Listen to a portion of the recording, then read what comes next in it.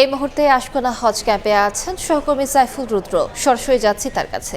রুদ্র, ঘড়িতে বিকেল 5:20, ঠিক এই মুহূর্তে হজ যাত্রীদেরকে নিয়ে আরও একটি ফ্লাইট হজরত শাহজালাল আন্তর্জাতিক বিমানবন্দর ছেড়ে গেল।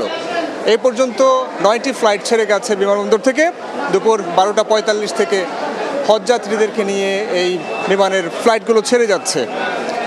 আজ 5000 হজ যাত্রী নিয়ে মোট 13টি ফ্লাইট হজরত শাহজালাল আন্তর্জাতিক বিমানবন্দর থেকে সৌদি আরবের উদ্দেশ্যে ছেড়ে যাবে এবং এই পর্যন্ত 9টি ফ্লাইট ছেড়ে গেছে। বাকি 4টি ফ্লাইট ছেড়ে যাবে এবং সবশেষ ফ্লাইট ছাড়বে রাত 11:20।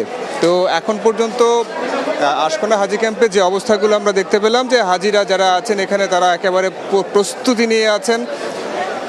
হজের যে একটা আনন্দমুখর মনোভাব, সেই মনোভাব নিয়ে তারা আল্লাহর সান্নিধ্যে যাওয়ার জন্য পুরোপুরি প্রস্তুত হয়ে আছেন এবং তারা বিশ্ব উম্মার এই মুসলিম উম্মা সহ সারা বিশ্বে যে ধরনের অশান্তি চলছে, যেখানে যুদ্ধ চলছে, যেখানে বিগ্রহ চলছে, সেগুলো যেন খুব দ্রুত সমাধানের পথে যায়, সেই বিষয়গুলো নিয়ে তারা আল্লাহর কাছে দোয়া করবেন। পাশাপাশি হচ্ছে আমাদের নিজেদের দেশ নিয়ে তারা দোয়া করবেন, দেশের মানুষের জন্য কল্যাণ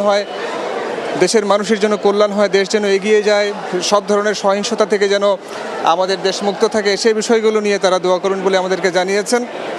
এবং পুরোপুরি যে কটা দিন তারা সেখানে থাকবেন, প্রত্যেকটা দিন, প্রতিটা মুহূর্ত তারা আল্লাহর সান্নিধ্য কামনা করবেন এবং আল্লাহ রাসূলের তারা কবর জিয়ারত করবেন। পাশাপাশি হচ্ছে সৌদি আরবে যে আমাদের দর্শনীয় স্থানগুলো আছে সেগুলো তারা পরিদর্শন করবেন, দেখার চেষ্টা করবেন। সর্বোপরি আসলে আমরা আল্লাহর কাছে যে ধরনের মনোভাব নিয়ে মোনাজাত করি, কিংবা আমাদের যে চাওয়া পাওয়াগুলো আছে, তারা সেই চাওয়া পাওয়াগুলো নিয়েই হচ্ছে একেবারে তাদের নিজেদের মনের বাসনাগুলো তুলে ধরবেন, এমনটাই জানাচ্ছিলেন আমাদেরকে। তো এই ছিল আশকোনা হজ ক্যাম্প থেকে আমার কাছে এই মুহূর্তে থাকা সবশেষ তথ্য। সরাসরি যুক্ত ছিলাম আশকোনা হজ ক্যাম্পে।